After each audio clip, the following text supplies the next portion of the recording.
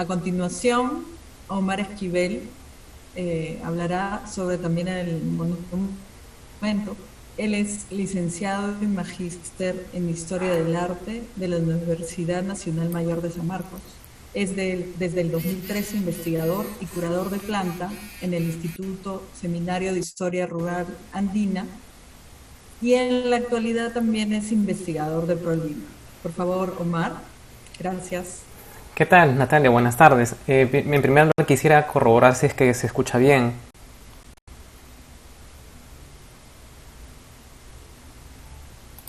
¿Qué tal, Natalia? ¿Cómo estás? Buenas tardes. ¿Se escucha bien? ¿Se escucha bien? Ya, bien, de acuerdo. Gracias por la invitación. El día de hoy vamos a mostrar una ponencia que es la última de este año y en donde vamos a abordar el tema del monumento a Miguel Grau. Debemos hacer una pequeña precisión. Cada una de las imágenes que van a ser citadas aquí siempre van a tener o van a estar correspondidas con el crédito pertinente, es decir, si pertenecen a alguna colección particular o la fuente precisa. Empecemos. Esta exposición está dividida en tres partes, más un preámbulo. En el preámbulo vamos a ver de una manera bastante sucinta acerca de el monumento. Vamos a presentar el monumento, vamos a ver sus partes constitutivas, su orientación y estos, digamos, datos muy básicos. En la primera parte lo que vamos a abordar es el origen del monumento a Miguel Grau y la presencia Art Deco en el gusto arquitectónico de Lima. Arquitectura y escultura, ambas de la mano, incluso con pintura, incluso con grabado. Debe entenderse que en la época posterior a la hegemonía del indigenismo, le se dio una suerte de, debates entre la estética independiente, la estética, si se quiere, modernista, de tipo universalista, es decir, con una tendencia hacia lo esquemático, una tendencia hacia las vanguardias, que hizo comunión con ciertas, abstracciones que había dejado el neoperuano. El neoperuano que, digamos, ocupó o se desarrolló ampliamente entre 1919 al 30. Estamos hablando del periodo de Leguía. Como el origen del monumento a Grau atraviesa por una serie de cambios. Primero, como un formato de columna rostral, como bien señaló Michel Laguerre, y también como esta termina siendo formulada a un monumento de amplias dimensiones, de una escala tan similar como el monumento 2 de Mayo. Entonces, eso es lo que vamos a abordar en la primera parte. En la segunda parte es acerca de la etapa fundacional, es decir, de cuando se coloca la primera piedra, de cuando la comisión de pro monumento a Grau inicia sus gestiones, su creación, sus gestiones, hasta 1940, cuando se convoca a Victorio Macho. En este periodo es donde se suscitan distintos aspectos. Por ejemplo, la primera piedra, el lugar de ubicación, además acerca de cómo el gusto modernista se instala en la cultura pública de Lima, y además de cómo, y esto es un punto crítico que va a ser muy constante, muy repetido en esta ponencia, de cómo se debatió entre elegir a un escultor peruano o un extranjero para ser el artífice del monumento. Esto nos va a acompañar incluso en la tercera etapa, que va a desatar una serie de controversias. La tercera etapa va a estar comprendida entre el 40 y el 46. Es acerca de la participación que tuvo la Municipalidad de Lima en todo este proceso, ¿no? Sobre todo en el proceso tanto de elección de Victorio Macho, como también en, por ejemplo, qué tendencia iba a tener estética, que iba a tener este monumento y también su lugar de emplazamiento. Además de esto, cómo se debate después de haber llegado Victorio Macho, incluso días antes de llegar Victorio Macho, como ya hay unas reacciones en la prensa que defienden o también ofenden o incluso confrontan de una manera directa a la escultura pública local, es decir, a los escultores peruanos que no tenían la posibilidad para resolver o satisfacer un monumento de esa envergadura, ¿no? Y finalmente es como esta suerte de crítica esta suerte de controversia define el aspecto final que va a tener el monumento. Y esto es algo muy sustancial, porque con la elección de Victorio Macho pasa por un tamiz crítico. Y eso es algo que hasta el día de hoy creo que no ha sido del todo abordado. Quizás la mayor parte de las ponencias están abocadas a mostrar puntualmente cuáles fueron los eventos ya de conformidad o de resolución final dentro de un debate que no ha sido expuesto, que no ha sido del todo hurgado, ¿no? Entonces, por eso es que nos hemos apoyado en fuentes documentales, especialmente el archivo municipal, también en fuentes hemerográficas, que ha sido sustancial, y también en fotografías, tanto de quienes están, quienes coleccionan en la web y también comparten sus imágenes, como también muchas imágenes que hemos tomado por nuestra propia cuenta. Bien, entonces, empezamos por el preámbulo, ¿no? El preámbulo, yo sé que he hecho un preámbulo de este preámbulo, así que vamos a tratar de ser lo más sucinto posible. Ya, a ver, la escultura, el monumento está ubicado en el óvalo que lleva el nombre Plaza Miguel Grau, que está ubicado en los cruces de la Paseo Colón y también la Vía Expresa o Paseo de la República. Está orientado de sur a norte. ¿Sí? En esta imagen de dron podemos tener una idea de cuál es esta orientación de sur a norte. Aquí vemos la cara frontal del monumento, es decir, la cara norte, y hay un aspecto interesante de este monumento, y es que en comparación con el monumento 2 de Mayo es el segundo más alto de Lima Cercado. ¿Qué más? Aquí tenemos, por ejemplo, 4 tomas, ¿no? De los 4 lados que, digamos, conforman el monumento y su vista perimetral en sus 360 grados. Fue justamente destinado para un gran intercambio vial. De por sí, como vamos a revisar en la exposición, vamos a darnos cuenta que fue exprofeso intencionalmente con este propósito de ser mirado en sus 360 grados. Por otra parte, está cómo ha sido conformado este monumento. Hay 4 conjuntos escultóricos, hay 2 relieves artísticos y 2 placas recordatorias. Los conjuntos escultóricos, si me permito, a ver si es que se ve... A ver, sí. Estos son los conjuntos escultóricos, es decir, un conjunto que está ensamblado de varias piezas de bronce y que conforman, en este caso, la parte frontal, el retrato en tamaño natural de Miguel Grau. Por otra parte, la alegoría de la Victoria en la parte superior. En la parte lateral derecha, lo que sería el lado este, unas 6 figuras alegóricas. Y en la parte posterior o lado sur se ubica los relieves escultóricos. Por un lado, una guirnalda, una corona de guirnalda, y abajo, en la parte inferior, un relieve escultórico que representa el combate de Angamos. Por otra parte, y en el lado oeste está para hacer pendant o quizás para hacer una simetría visual lejana, se ha conformado, Victorio Macho lo que planteó fue una serie de esculturas ascendentes en una serie de escalones. Esta disposición de escalones, como vamos a ver a continuación, tiene mucho que ver con el gusto Art Deco que dirigió la Municipalidad de Lima y que dirigió también que estuvo dentro del gusto estatal, ¿no? Sea del gobierno, sea del Ministerio de Marina y Aviación, que era antes un ministerio, y también el municipio limeño. A ver, aquí tenemos, por ejemplo, para darnos una idea de la escala monumental que tiene la escultura. Por un lado, a la izquierda está el escultor mismo, Victorio Macho, y a la derecha está una foto actual. Como mencionamos, hay 6 figuras. En la parte superior hay 5 figuras, y estas son unas imágenes, digamos, que no se aprecian del todo bien. Las esculturas del remate, las esculturas del conjunto principal, no necesariamente gozan de una visualidad plena, ¿no? Pero sí es necesario para contemplar y sobre todo para valorar los componentes estéticos de este monumento, ver cuáles eran, ¿no? Y por ejemplo identificamos que en la parte media está una escultura de una sirena, ¿no? Que destaca muchísimo, sobre todo por su expresividad, ¿no? Es una expresividad que descansa en un remanso calmo, ¿no? En un remanso, una suerte de éxtasis calmado, ¿no? De pleno sosiego.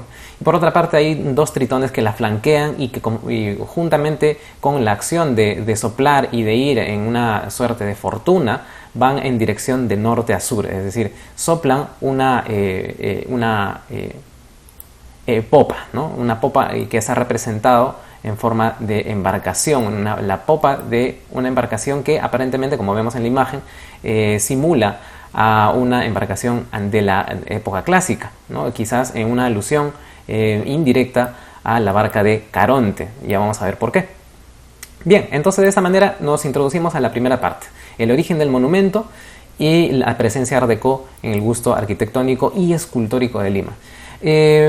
Para citar, digamos, la inmolación de Miguel Grau, hemos tomado el Diario Oficial de la República de Chile, donde se consignó cuál fue el momento en el que se inmoló, y el telegrama que los chilenos, con los cuales los chilenos informaron sobre el deceso de Miguel Grau fue el siguiente, ¿no? A las 9 de la mañana se trabó combate entre Huáscar y Cochrane. A las 10 entró en combate el Blanco, ¿no? El Blanco Encalada. A las 10:50 el Huáscar, hecho pedazos, se rindió. Entonces entre 10 y 10:50 finalmente Grau murió, ¿no? Entonces desde ese momento, 8 de octubre de 1879, hasta el día de hoy celebramos la memoria de el almirante Grau.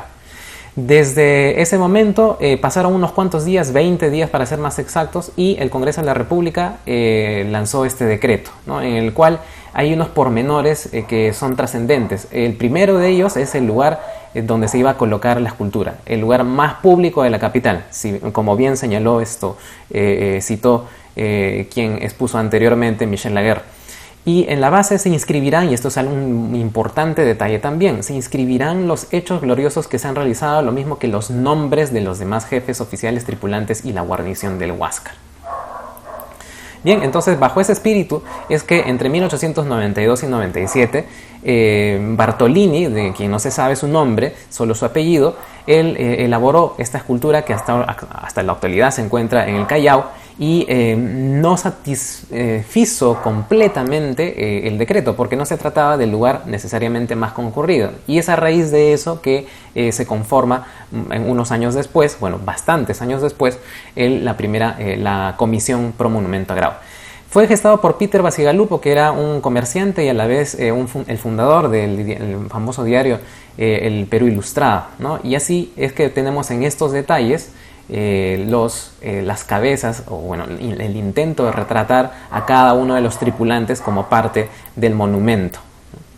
Bien, entonces, además de eso, en el año 1926, ya bastantes años después, se propuso este proyecto, ¿no? Y este proyecto es interesante porque genera un antecedente en clave Art Deco de cómo sería un posible monumento de grandes dimensiones en honor a Miguel Grau, y en donde vemos que hay una disposición de una loya monumental, de acuerdo a la descripción de la revista Mundial, es un promenaje, es decir, es el nombre arquitectónico que le han dado a esta estructura, y donde se ve una serie de escalonamientos, estructuras escalonadas, ¿no? Que es una característica muy particular del Art Deco.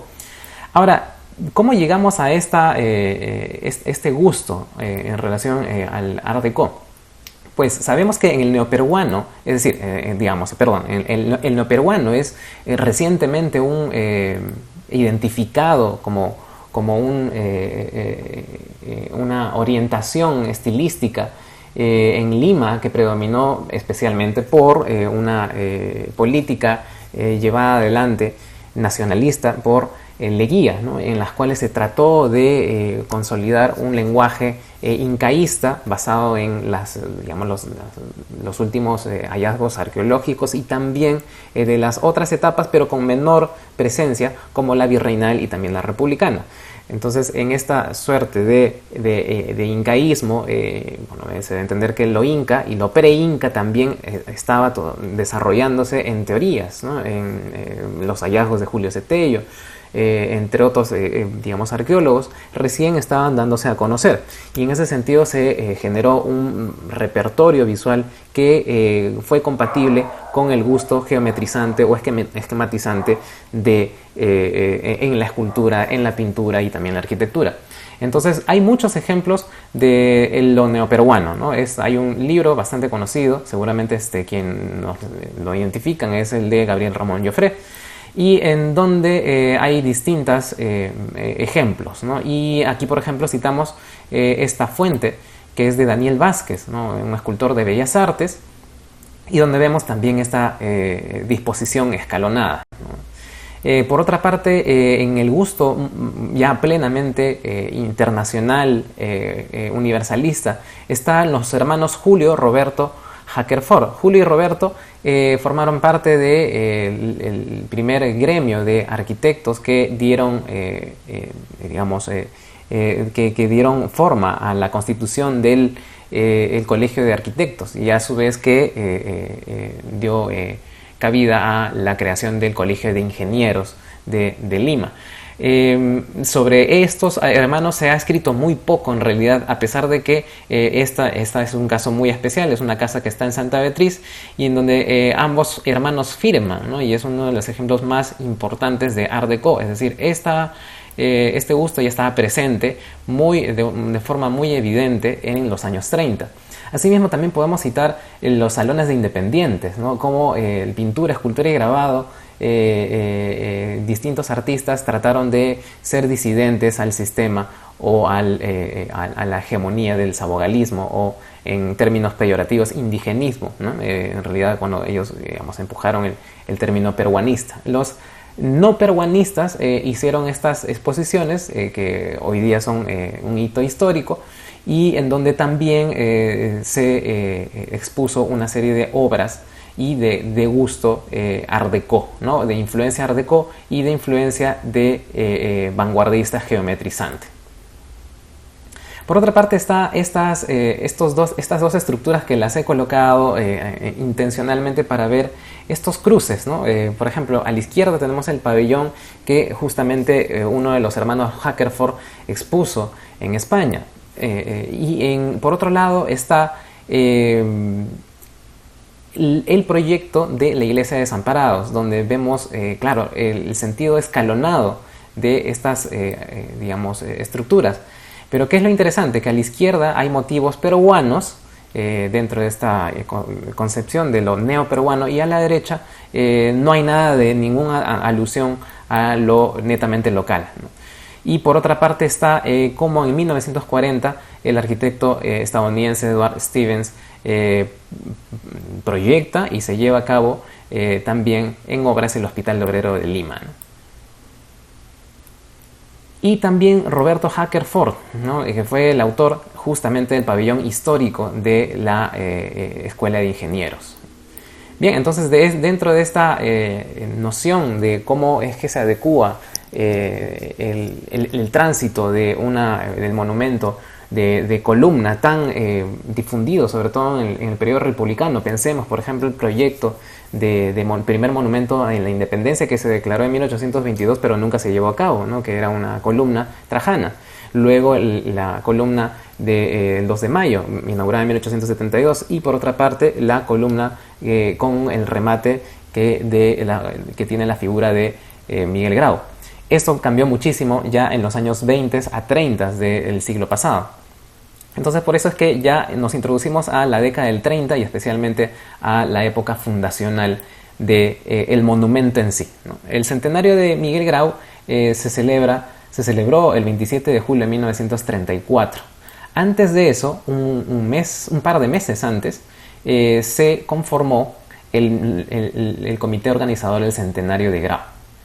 Y aquí participaron entre distintos funcionarios, hasta incluso excombatientes como Bon Messon, también historiadores, también funcionarios de la municipalidad, funcionarios del Ministerio de Aviación y de Marina, que estaban juntos, no eran separados. Entre ellos destacó la participación de Matías Prieto, ¿no?, el presidente de la comisión. En los documentos de la municipalidad hemos podido encontrar que existía, antes de la conformación oficial de la comisión, una carta, una solicitud dirigida hacia el alcalde municipal Luis Gallo Porras, ¿no? Y Luis Gallo Porras recibe esta carta, ¿no? Y cito, ¿no? Como el municipio que usted preside está embelleciendo la plaza llamada La República, es decir, el Paseo de la República, hoy día la Vía Expresa, en la primera cuadra, que es el sitio que el comité estima más aparente para erigir el monumento a Grau, me adelanto a participarle esta resolución y a pedirle quiera acogerla la digna municipalidad. En otras palabras, Matías Prieto, en representación de la comisión, ya había establecido el lugar de la primera piedra, el lugar del monumento, y es el actual, pero claro, esto no se ha conservado puramente, ha pasado por una serie de modificaciones, ires y venires, y al final sí, terminó en el lugar original, como pocas veces sucede, creo, en los monumentos públicos de la ciudad, o ha sucedido en los monumentos de la ciudad. Por otra parte está una carta que Carlos Rotalde, el ministro de Aviación y Marina, envió al alcalde Luis Gallo Porras. Cito: esa práctica en el país aún no se han erigido una obra de arte de la grandiosidad que corresponde a la memoria del glorioso almirante, y que en el Callao existe un monumento. Ojo con esto, o sea, se ha mencionado el monumento de Bartoldi. Y es la ciudad de Lima la que tiene la obligación sagrada de ostentarla en su recinto. En otras palabras, el ministerio lo que iba a hacer era subvencionar parte del monumento. Incluso en un detalle de este documento se señala que ellos solamente iban a cubrir el pedestal y que la municipalidad se encargue de la ubicación del monumento y también de los gastos que se incurra para la escultura en sí. Se debe tener en cuenta algo muy importante, y a propósito del busto que mencionó el capitán Michel Laferre hace un momento, es muy importante la figura de Luis Agurto. En este momento, Luis Agurto es uno de los principales, no sé si este sea el término, pero imagineros escultóricos de Miguel Grau. Él ha hecho varias representaciones de Miguel Grau en concursos y de manera individual, libre, como también por encargo. Ese busto que, por ejemplo, se mostró hace un momento resulta interesante porque no lo conocía, y se incorporaría a este repertorio de la iconografía de Grau. ¿Por qué menciono esto? Porque a pesar de que el Carlos Rotalde, el ministro de Aviación y Marina, menciona la escultura de Rotalde, no menciona la escultura que Luis Agurto ya había hecho para la Plaza Grau en 1932. Aquí tenemos esta imagen que ha circulado hace no mucho, y donde se observa que se levantó un monumento en la Plaza Grau, aparentemente en lo que hoy día es la Plaza Manco Cápac. No se sabe dónde está esta escultura, pero fue una de las primeras de cuerpo entero en ser públicas. Entonces, ¿qué pasa? A partir de estas, digamos, referencias, podemos llegar a la siguiente conclusión, ¿no? La primera, ¿no? La monumentalidad o grandiosidad de la nueva escultura respecto a la de Bartolini en el Callao y omisión de la obra de Luis Agurto en la Plaza Grau. Por otra parte, continuando con este documento, se señala que se va a invertir, lo que mencioné hace un momento, solo en el basamento, ¿no? Y debe de ser, esto es importantísimo, ¿no? Debe ser hecha por artistas nacionales mediante concurso, ¿no? Hasta este momento no se había estipulado que sea un artista extranjero, sino netamente local. Así que sí, esta es la segunda conclusión. Tiene que haber una asistencia económica de parte del ministerio, y también tiene que ser un artista nacional. Ahora, continúa Carlos Rotalde. Cree la Marina Nacional debe ser la Plaza de la República, cuyo arreglo efectúa ese consejo con motivo del centenario de la Fundación de Lima. En otras palabras, se quería hacer compatible la celebración del centenario de Grau con el cuarto centenario de la Fundación de Lima. Pero es algo que no se logró hacer por una sencilla razón: falta de tiempo, ¿no? Entonces, esa es la tercera, digamos, conclusión, ¿no? Se ha reiterado también a través de este documento ya del ministro, no de Matías Prieto, ambos apuntan a que debería de ser en el Paseo de la República, ¿no? Entonces, ¿qué había en el Paseo de la República? Pues debemos de recordar que en 1906, nos apoyamos en este plano de 1904, en 1906 se estableció la escultura de San Martín frente a el Instituto Nacional de Vacuna. Antes de eso estaba, como bien sabemos, el monumento a Colón, como bien figura aquí. Si se observa, está el número 39 y en la parte inferior está la leyenda número 39, estatua de Colón. En 1906 se reemplazó por la escultura que vemos aquí, de San Martín, la que fue en 1924 retirada y trasladada a Barranco. Ahora, ¿fue en el mismo lugar donde se ubicó el monumento a Grau? No exactamente. Porque una vez cuando comparamos la traza antigua del Paseo de la República, que era menos extensa, con la actual, pues para fijar una alineación tenía que irse más o correr o movilizarse un poco más al este, ¿no? Entonces por eso es que comparando la traza actual de la plaza con la traza del monumento donde estuvo el mismo sitio, tanto Colón como San Martín, son distintas, ¿no? Y así es que tenemos dos ubicaciones, ¿no? Una al costado de la otra, básicamente. No hay mucha diferencia.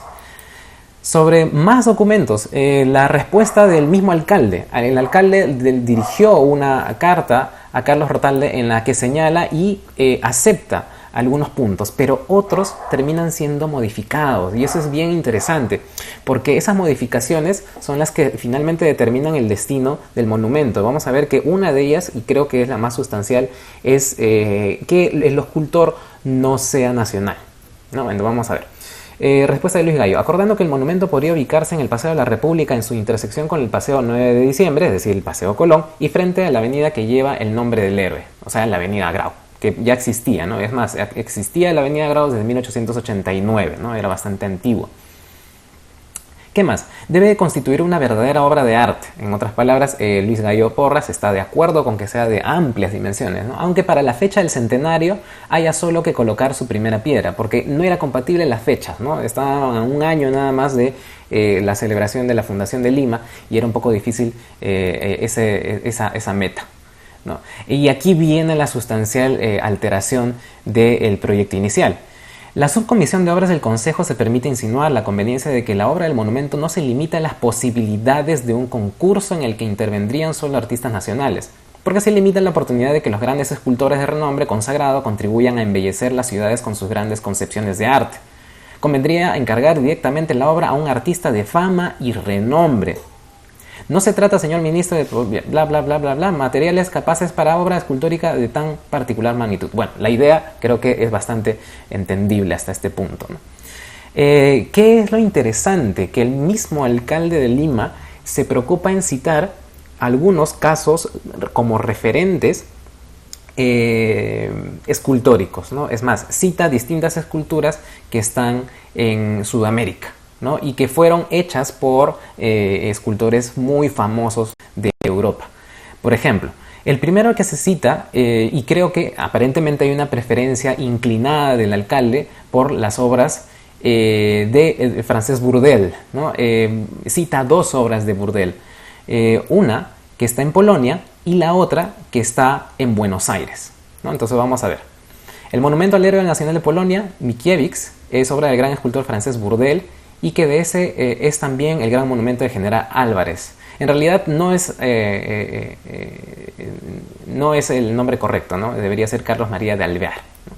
Bien, entonces vemos las esculturas y aquí es donde notamos una compatibilidad entre el gusto art déco, entre el gusto monumental y sobre todo en el severismo, en la severidad que va a tener la escultura pública. Se debe tener en cuenta que si bien el monumento a Grau se inauguró en 1946, unos años antes se había inaugurado el de Jorge Chávez, del cual hablamos justamente en la semana pasada y que tiene esa afinidad de que demostrar figuras sólidas, figuras geométricas, sólidos geométricos, ¿no? Y eso es algo que no se veía de una manera tan común en el siglo XIX, ¿no? Entonces aquí tenemos estos dos referentes escultóricos muy trascendentes. Por otra parte está la respuesta sobre, otra referencia, ¿no? El monumento a Sarmiento que hizo Rodin, ¿no? Y cuando vemos la obra de Rodin, nos damos cuenta que el modernismo en la escultura había llegado a Buenos Aires, pero no a Lima, a pesar que en 1906 Carlos Baccaflor había propuesto este monumento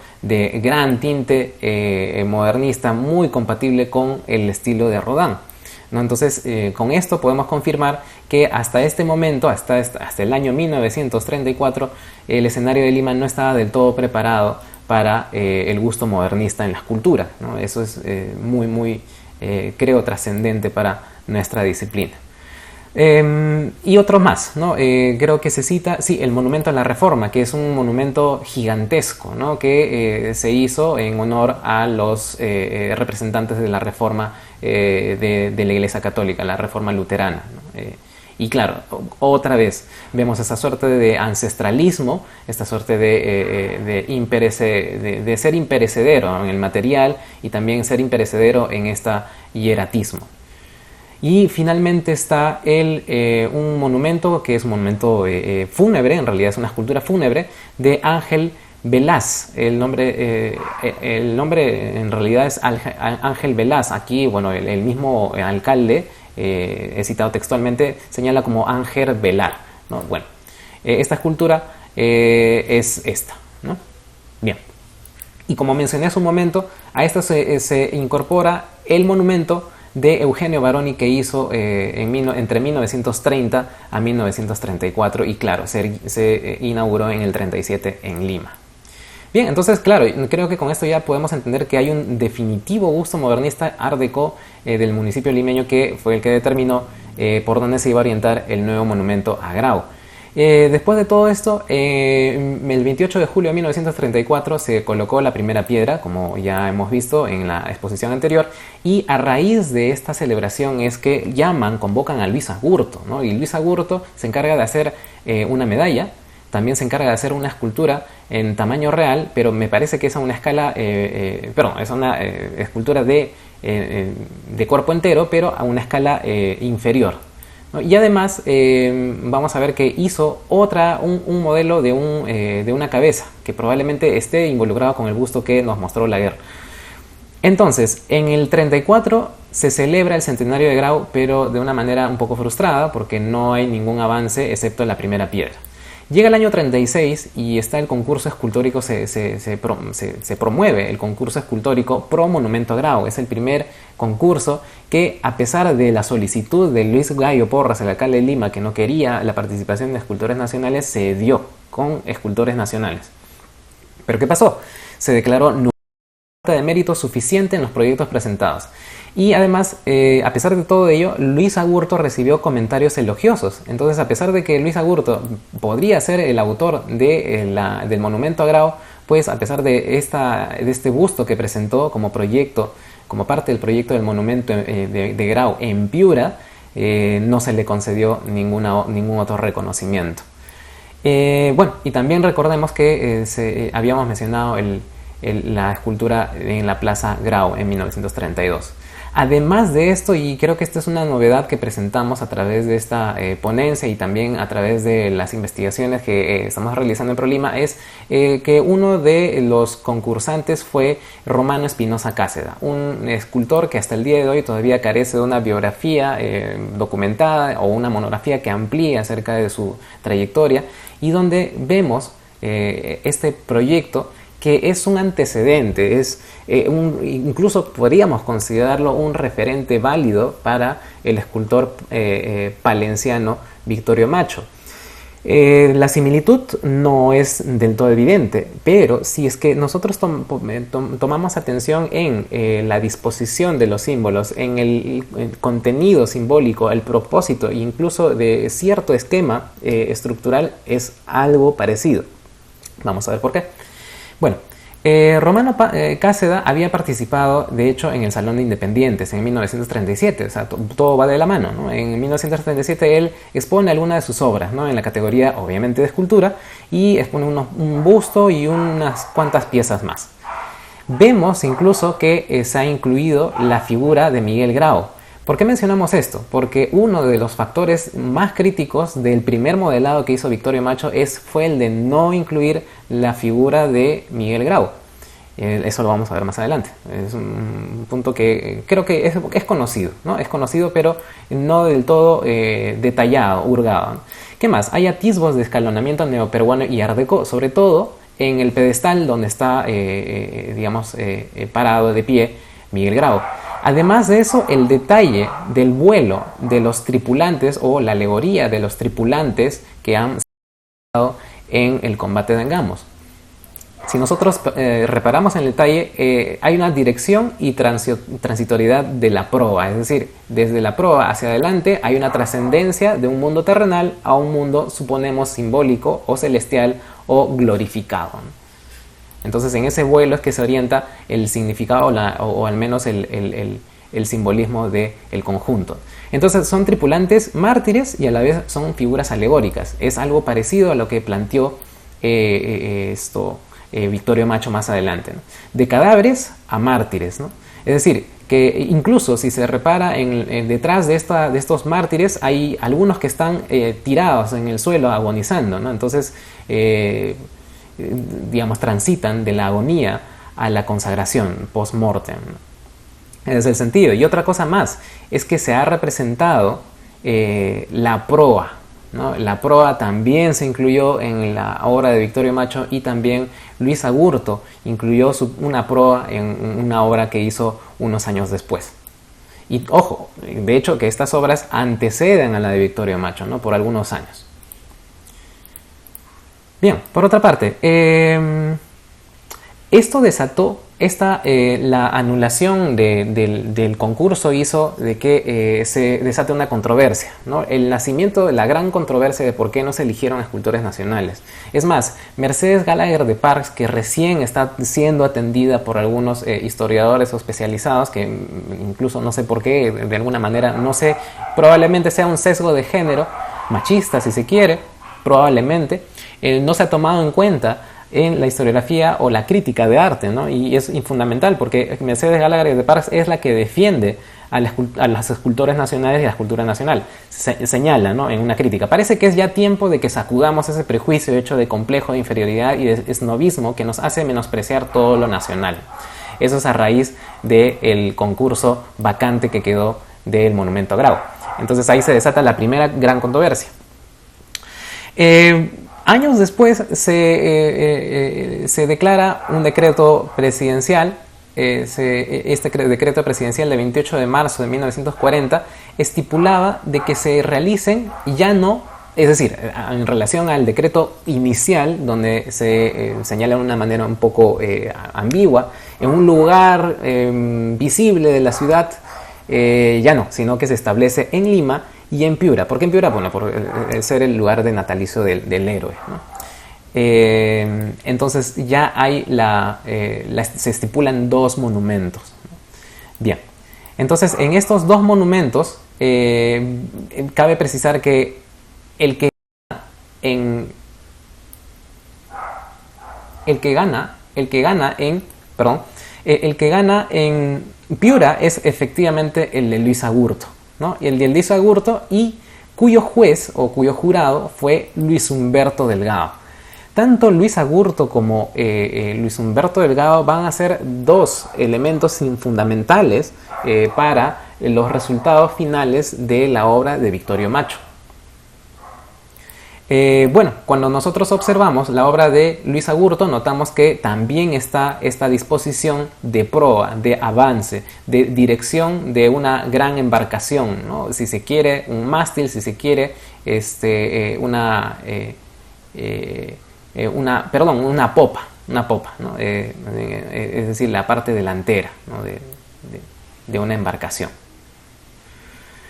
Y bien, entonces así tenemos que en 1940 entre abril y mayo gana un concurso. Es curioso, ¿no? Porque este concurso lo denominaron concurso internacional porque participó un italiano y un español, pero que radicaban mucho tiempo en Lima, ¿no? Y también participó Luis Agurto, ¿no? Y ganó Luis Agurto a ojos cerrados, ¿no? En Piura. Pero en Lima no hubo ya concursos, ¿no? Sino de frente se eligió a Victorio Macho, y la elección de Victorio Macho tiene también un derrotero crítico, ¿no? Entonces, Piura y Lima, ¿no? Se convierten en una representación de periferia y de centro que hasta el día de hoy todavía continúa, en donde la periferia está a merced pues, de las últimas consideraciones que tenga desde la capital. Entonces, ¿qué sucede? En 1940, en enero, se convoca, más bien dicho, se llama directamente, ni siquiera se convoca, se contacta directamente a Victorio Macho y él está llegando al mes siguiente, de forma inmediata, a Lima. Entonces, aquí es donde empezamos la tercera etapa, de 1940 a 1946. La etapa definitoria del monumento, ¿no? Y que la hemos subtitulado de esta manera un poco descriptiva, un poco amplia, ¿no? De la decisiva participación municipal en la elección de Victorio Macho, y eso es una novedad también que vamos a presentar en esta ponencia, del debate entre el gusto localista y universalista, la segunda controversia, en la estatuaria pública y de la crítica que modeló el proyecto final.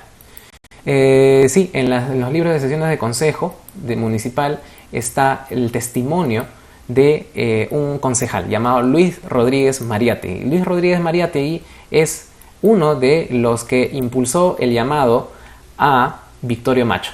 Lo que expuso en la sesión de 26 de enero de 1940 fue que se podría convocar a Victorio Macho para que se encargue de 3 esculturas.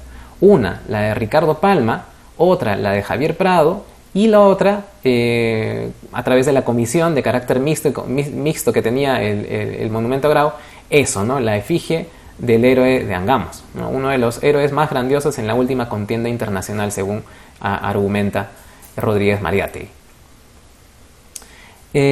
Señala adicionalmente, ha nacido la posibilidad o idea de traer al Perú al gran escultor Victorio Macho, ¿no? Acaba de erigir un monumento a Sebastián de Benalcázar, tal cual, con N lo ha escrito, ¿no? Debería ser con L. Y es una obra de arte perfecta, es tan grandiosa, tan bella, que podría compararse con la estatua de Baltasar Colleoni que existe en Italia, ¿sí? Y hecha por el Verrocchio.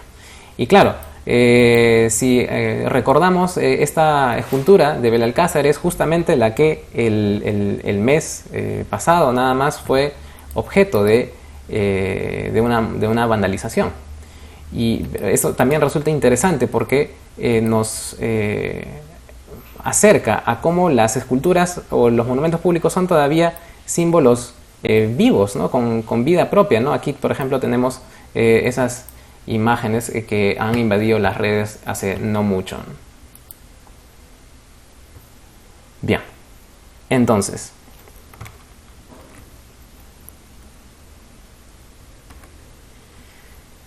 toman como referencia esta escultura, que es una de las más importantes hasta ese momento de Victorio Macho, para llamarlo, ¿no? La escultura de Benalcázar. Y bueno, la comparación que hace el concejal es con esta, ¿no? ¿Qué característica en común tiene? Pues que ambas son un tanto severas, ¿no? Es lógico que esta característica sea pre-renacentista o renacentista incluso, pero ya dentro del ámbito modernista, pues ya es una cuestión ya de estilo, ¿no? Son 2 épocas diferentes que se deben de ver de una manera con 2 prismas diferentes, distintos, ¿no? Bien, entonces la competencia de machos está muy por encima de lo que nosotros podíamos esperar, lo que señala Rodríguez Mariátegui. Y además, lo que sustenta es que con Macho es probable que se dé la oportunidad para que los escultores nacionales practiquen con él, ¿no? Y así como señala él, algunos escultores y pintores se van a Roma, pues también Roma viene a ellos con Victorio Macho. Es más o menos la idea, ¿no? El propósito. Y una cosa interesante es que entre las sesiones de consejo, casi ninguna, un concejal pide de que se transcriban textualmente sus palabras. Él, al final de la sesión, señala y pide que se consten mis palabras en el acta, ¿no? Creo que sabía exactamente el peso de la decisión que se iba a tomar con la elección de Victorio Macho. Victorio Macho entonces llega el 9 de febrero de 1940, llega al puerto del Callao, llega con su madre y con su hermana Josefina, y es ahí donde incluso antes de que llegue el mismo Victorio Macho, ya hay una controversia enorme, ¿no? Y esta controversia es acerca de los concursos de escultura. ¿Para qué hacer concursos de escultura si ya se eligió a un escultor de reconocimiento, ¿no? Se debe entender que Victorio Macho estuvo en Sudamérica porque se había exiliado debido a la Guerra Civil Española. Así que tuvo un cobijo primero en Bogotá, en Popayán, después a Lima, ¿no? Entonces, antes de que llegue, se desata la polémica en la prensa y a lo largo de todo el año 1940, Gunther señala de que hay más o menos 80 artículos que hablan o que tratan en relación a este debate, ¿no? ¿Por qué Victorio Macho debe estar aquí? Y cito dos, entre todos esos artículos cito dos, ¿no? Uno de Emilio Del Boy, que está en contra de los escultores nacionales y el folclorismo que esto representa, y señala lo siguiente, ¿no? No es necesario cerrárselo a lo aborigen, ¿no? A lo criollo, a lo vernáculo. Equivaldría a renegar de culturas enriquecidas por el libre intercambio, a la vez provechoso y democrático, ¿no? Eso es en tono de libre mercado, ¿no? Es la idea del internacionalismo de Del Boy. Y un articulista anónimo, a través de la crónica, señala: el arte es universal y universales son sus más hermosas y grandes expresiones, pero en nuestro caso debe dejarse que concurran preferentemente los artistas nacionales en la realización de las obras asimismo nacionales. Procurar a que si hay escultores peruanos, ellos no sean desechados ni pospuestos, ¿no? Esa es la lógica del debate, ¿no? Artista local o artista extranjero, ¿no? Entonces volvemos a este punto, ¿no? En el que se admitió la obra de Luis Agurto en Piura y la de Macho en Lima, ¿no? Y nuevamente está esta dicotomía entre centro y periferia, y sobre todo entre localismo y universalismo.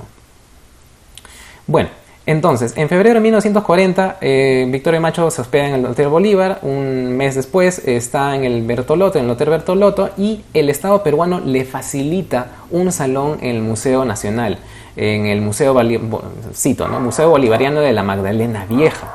Y ahí es donde el mismo Macho señala que trabajó 12 años continuos, es decir, no solo elaboró el monumento a Grau, sino otros más, incluso su proyecto de Bolívar, que también es conocido y cuya cabeza está al frente del Museo Nacional.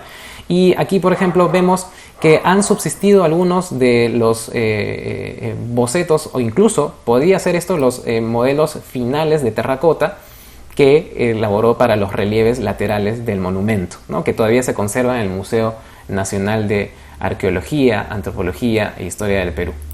Bien, entonces, ¿qué sucede? Que en el transcurso de este año, en abril, sí firma contrato, en mayo hay una resolución que, digamos, ya asegura completamente que él se va a encargar de la obra, y en este tiempo, entre mayo y diciembre de 1940, él concluye su modelado. Pero ahí no acaba el asunto, ¿no? El modelado final es objeto de unas críticas bastante duras, bien ácidas, a tal punto que lo obligan a reformular el planteamiento. Y cuando observamos los detalles de las críticas, notamos que el planteamiento inicial, que no sabemos cuál era exactamente, pero nos damos una idea, inferimos a través de las críticas, tenía cierto parecido, pero habían cosas sustanciales que tuvo que modificar el escultor. Entonces, en todo este año, el escultor también fue tratado por la prensa y el ámbito local como una gran celebridad, como una gran personalidad, y no faltaba menos, o sea, es decir, eso era irrefutable. Pero sí existía una desmedida adulación, incluso la figura de Macho, que muchos críticos también notaron y también delataron a través de sus crónicas. Entonces, la maqueta quedó concluida y aprobada en diciembre de 1940, y es ahí donde nace la tercera controversia. ¿Por qué? El modelado no incluía la figura de Grau. Ese es el gran punto crítico del monumento, ¿no? Y en un discurso o una interpelación pública que básicamente hace Luis Humberto Delgado, es que señala muchos puntos, ¿no? Muchos puntos, y los cuales hemos desglosado más o menos en 7 los más importantes, ¿no? La primera crítica es acerca de las pequeñas dimensiones del monumento. O sea, sabemos que hoy día tiene 21 metros de alto, pero esa no era su altura original. Se da a entender que era mucho más pequeña incluso que la escultura de Querol, de Antonio Querol de Bolognesi. Se da a entender eso, ¿no? A través de esta cita, ¿no? Leo: el monumento ideal por usted es muy inferior al que conmemora la acción del 2 de mayo de 1866. ¿No? Continúa, ¿no? Inferior también al de Bolognesi, ¿no? Y sí, y continúo, siendo más reducido en proporciones en líneas y en grupos escultóricos que en los dos primeros. Sin embargo, en belleza y perspectiva no es menor. En otras palabras, Luis Humberto Delgado reconoce en realidad la propuesta, con admiración, la propuesta estética de Victorio Macho, ¿no? Pero señala, es de dimensiones muy inferiores y que no son compatibles con la aspiración que tenía inicialmente el proyecto. Sobre la ausencia de la figura de Miguel Grau, aquí sí es muy lapidario, ¿no? Se señala, ¿no? ¿Dónde está Grau en su monumento? ¿No? Busco a su barba partida, ¿no? Y eso es algo curioso, ¿no? Critica por qué no se ha incluido a Grau. Y se insinúa de que el propio artista, Victorio Macho, no incluyó a Grau por ser antiestético, ¿no? Cito. Dice usted en su relación descriptiva del monumento que la figura de Grau no se presta para dar hermosura al cuerpo escultórico y menos a sus grupos, por la barba del héroe y por la levita que viste. ¿Es que la epopeya busca tipos hermosos? ¿Cuándo los hubo? Entonces esa crítica es bastante directa y va al corazón del asunto, ¿no? De por qué no se incluyó la figura de Grau. Debemos recordar que todos los proyectos que hemos visto, sea rechazados, consolidados o olvidados, siempre incluyeron la figura de Grau, ¿no? Era impensable que no incluya a Grau. Entonces ese fue el sustento crítico, ¿no? Sobre la ausencia retratística de los tripulantes del Huáscar, creo que lo habíamos mencionado con Bartoldi, ¿no? El escultor italiano que tiene su obra en el Callao. Bueno, ahí se incluyeron, al menos se intentó hacer retratísticamente a todos los tripulantes del Huáscar. Y señala, ¿no? Están ausentes los lugartenientes y tripulantes cuando la ley estipula que en el monumento se inscribirán los nombres de todos los que en esta acción gloriosa estaban junto con Grau, inclusive el cocinero de la nave, ¿no? Aquí vemos, claro, esta es la imagen del Callao, de Bartoli, y el resultado final es que efectivamente Victorio Macho se vio obligado a incluir a todos los tripulantes en esta, incrustación de relieves de bronce de las letras, donde también se incluyó al cocinero José Salas y al mayordomo Manuel Pineda. Entonces tuvo efecto en realidad la crítica de Luis Humberto Delgado. Por otra parte está sobre el inentendible alegorismo, muchas alegorías, ¿no? No se entendía bien según Luis Humberto Delgado. ¿Cabe el simbolismo cuando se conoce al héroe, cuando el héroe es todo, cuando Grau es el Huáscar y Huáscar es Grau? ¿Por qué no se incluyó a Grau y por qué han sido simplemente alegorías, ¿no? Y claro, imaginemos el monumento como está ahora, sin la figura de Grau sería la alegoría de la victoria, una suerte de hombres desnudos y los tritones y la sirena y punto, ¿no? Entonces no se habría entendido bien el planteamiento de acuerdo a Luis Humberto Delgado. Por otra parte, señala una crítica de inexactitud historiográfica y señala, siendo Luis Humberto Delgado, por cierto, el historiador más autorizado en ese año de la biografía de Grau y sobre todo de los sucesos del combate de Angamos, que no se desvirtuó el combate de Angamos al colocar las dimensiones de los navíos chilenos en relación al monitor, que simplemente era eso, un monitor pequeño, ¿no? Y señala lo siguiente, ¿no? Dan la impresión de ser infinitamente más pequeños que la diminuta embarcación de Grau, cosa absolutamente opuesta. Cuando vemos el relieve escultórico, efectivamente, esto no se cambió. Al final, el relieve escultórico permaneció, ¿no? Eso sí prevaleció y no hubo modificaciones mayores. Vemos que el monitor es del mismo tamaño que el Blanco Encalada y la corbeta Unión. Y otra de las críticas es interpretarlo como escultor de extranjero y con privilegios, ¿no? Cito: me cupo el honor de fallar a favor del monumento a Grau, y se refiere al concurso que se celebró para la escultura en Piura, donde ganó Luis Agurto. Él señala, yo otorgué el premio básicamente a Luis Agurto. Entonces, bajo ese sentido, el tamiz crítico de la pluma de Luis Humberto Delgado no aprobaba ningún proyecto para Lima, ¿no? Entonces usted debe de dar la talla, básicamente le increpa, ¿no? En la ciudad natal del héroe, y declarar desierto el certamen del que iba a dirigirse en esa capital. Hace virtud de su participación en este concurso, y que usted ha tenido la suerte de obtenerlo al renovarse esta iniciativa ya directamente, sin concurso. Entonces, lo somete a una presión. Finalmente sentencia, y esta es la parte más crítica, ¿no? De llevarse a cabo a la práctica el monumento, comprobaríamos con tristeza que mientras en Chile se honra a Prat, aquí se elimina la figura de Grau, ¿no? Es por estas razones que el proyecto de usted me parece un hermoso altar sin la copa divina y una preciosa custodia sin la hostia de Dios, ¿no? Bastante duro, ¿no? Entonces, ¿qué hizo Delgado con esto? Hay un detalle. Luis Humberto Delgado era piurano. Luis Agurto y Olaya era piurano. Entonces parece que hubiera habido una suerte de compatibilidad entre ambos. Y finalmente esta disertación pública fue un acesto, ¿no?, de correcciones que reivindicaron no solo a la figura de Grau, sino también a los escultores nacionales que habían sido rechazados en todo este trayecto. Bien, al final Victorio Machu hizo la escultura, como bien sabemos, y en el año 43 se celebró una exposición mostrando los adelantos del monumento.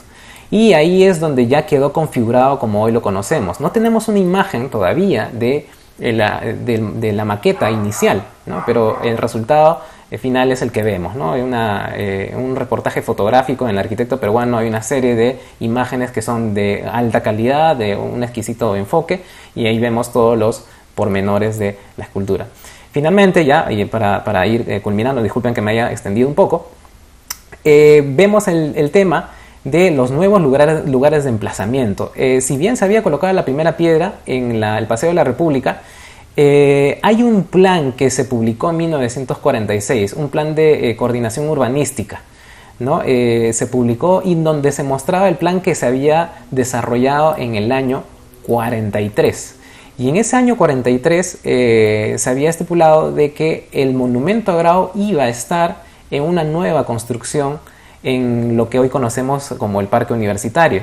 Es decir, se iba a demoler todo lo que estaba en el Parque Universitario, la casona de San Marcos, y toda esa manzana iba a ser parte del nuevo establecimiento de la Universidad San Marcos. Es decir, todavía no había idea de una ciudad universitaria, y ahí iba a estar junto con el monumento a Grau que se ve ahí representado, ¿no?